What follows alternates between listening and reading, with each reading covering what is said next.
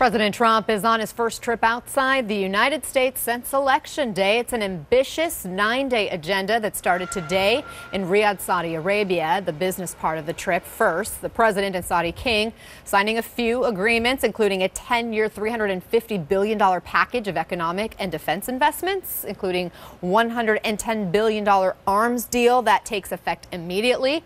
And then tomorrow, of course, is the big address, the president's speech on Islam. I want to talk to Democratic strategist and former consultant to the U.S. Department of Homeland Security, Mustafa Tamiz. Mustafa, thanks for joining us. Looking ahead now to this big speech tomorrow, we know the president will be addressing more than 50 Islamic leaders to outline his vision for U.S.-Muslim relations. This is a president, let me remind everybody, who, as a candidate, called for a total and complete shutdown of Muslims entering the United States. What do you think his audience is expecting to hear tomorrow? Well, first, his audience is Muslim world leaders and not the Muslim world in itself. And so the challenge is when President Obama went out, he spoke to the aspirations of young people at Cairo University.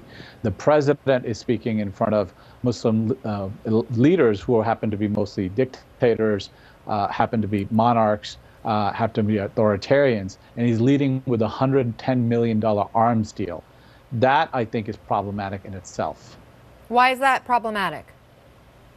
Well, look, rather than exporting democracy, we're exporting weapons, and we are, adding fuel to a war between Iran and Saudi Arabia, and we're militarizing one side while we're trying to do diplomacy and take off nuclear weapons from Iran, which was done in the last administration. So this is, we've been known as the world in terms of a moral high ground and moral compass of the world. Now we're exporting weapons, and we are bragging about the fact that we're sending $110 billion worth of weapons. The president is saying this is about creating more American jobs and investments in American companies. Do you see the positive of that? Well, I think, look, it is positive to create jobs in our country, but by selling weapons to one side is not going to create peace. We should be known as peacemakers rather than exporters of weapons. And to that scale, let me give you an example. To an average Saudi citizen, $110 billion would mean a quarter of their year's salary. And that's the size of the package doing while oil prices are coming down. So if we want to create less radicalism in the region, it's not by selling more weapons to any one country in the Middle East. We heard our colleague Jim Acosta ask Secretary of State Rex Tillerson if the phrase radical Islamic terrorism would be in the president's speech tomorrow. We know that was something that has caused some trouble among those who disagree that that's ineffective in fighting terrorism itself. Now, the secretary did not answer the question about whether those words would be in the speech. Those words got a lot of applause during the campaign for the president, but what does it say if he decides to use that phrase when he's face to face with all of these Islamic leaders? Well, he got a lot of applause from his base when he used those words, but all national security experts in the United States and around the world thought that it was a bad idea to do so. And now if he stands in front of Muslim world leaders and uses those words, it's not how they react to it, it's the reaction of the 1.6 billion Muslims in the world. That's more important. And if those Muslim leaders embrace him and he's using those words, it creates destabilization in those Muslim countries.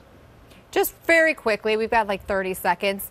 The fact that he chose Saudi Arabia and the Muslim world as part of his first trip abroad, much different than past presidents, does that give him a little bit of endearment to people who practice the Islamic faith?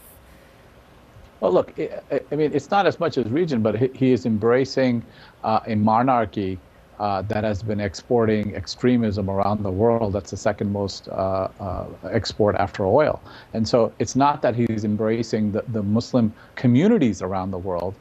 He is latching himself onto the leadership, which is not elected in most of those countries. And that is a big distinction. Whereas President Obama went to speak at Cairo University, talk to the aspirations of young Muslims around the world, President Trump is speaking to Muslim leaders and making the largest arms deal that he's made with the Muslim world. So that's the distinction, and I think we should be conscious that we should be appealing to the broader public and Muslims that live in those countries rather than their leadership.